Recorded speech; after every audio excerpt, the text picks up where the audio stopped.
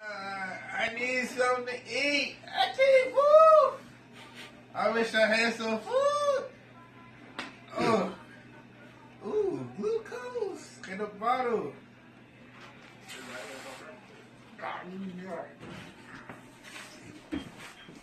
I got energy. Okay, you go.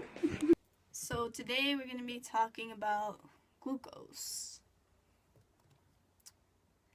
So glucose is mainly comprised of carbons, hydrogens, and oxygens, and its chemical formula is C6H12O6. And glucose does a number of things. One of its most important uses is for providing energy, being that glucose is a type of sugar in which we all know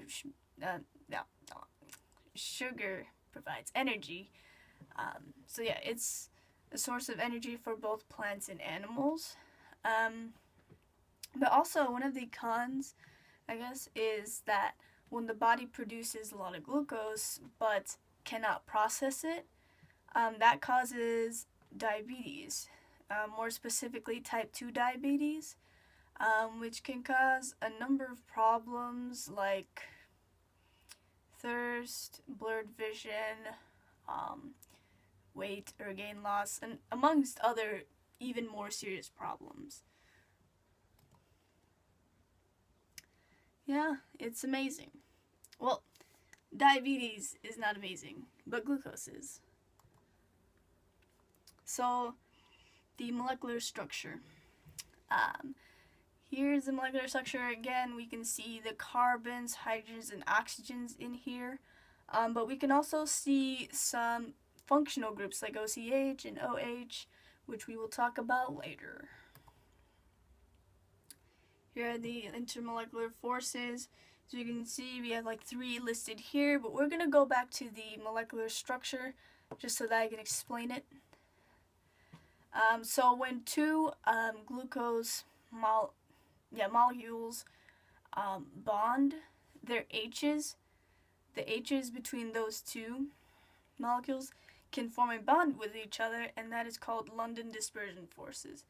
And London dispersion forces are the weakest of the intermolecular bonds. But also between those two glucose molecules, the OH and the H can form a bond, and can also form a bond, and that's called dipole-dipole intermolecular forces. But also, when glucose bonds with H2O, water, which it is very soluble in, the oxygen from H2O bonds with the H here in the glucose structure, and that is what's called a hydrogen bonding because it involves hydrogen.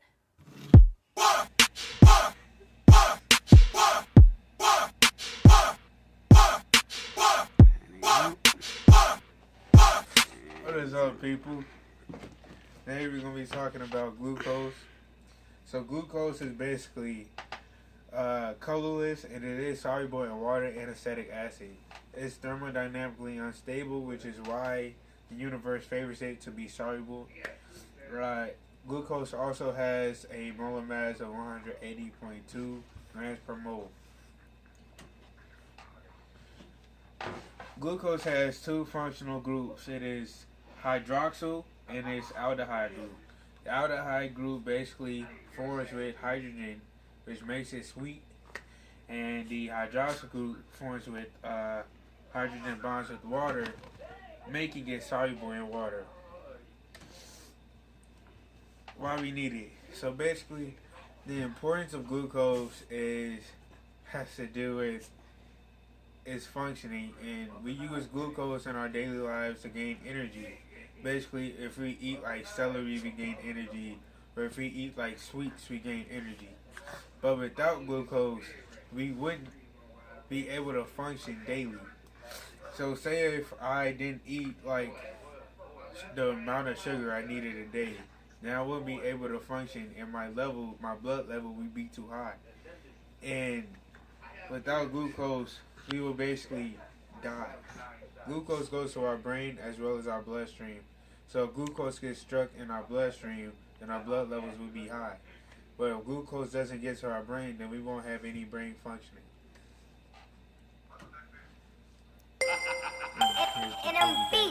This your boy D-Lo, Bob King, and I'm back again with something new for y'all. You know, everybody dance, they do their thing, but this that bet you can't do it like me challenge. Let's go like ooh, ooh, hey, hey, turn up. Ooh, ooh, hey, hey, turn up. Ooh, ooh, hey, hey, turn up. Ooh, Nothing makes it got another hit. Bet you can't whip like me, can't Millie rock like me, can't sexy walk like me, can't hit the corn like me. Hey, bet you can't drop like me, can't hit the folks like me, can't nay like me, can't D-Lo shuffle like me. Like, no, bet you can't do it like me.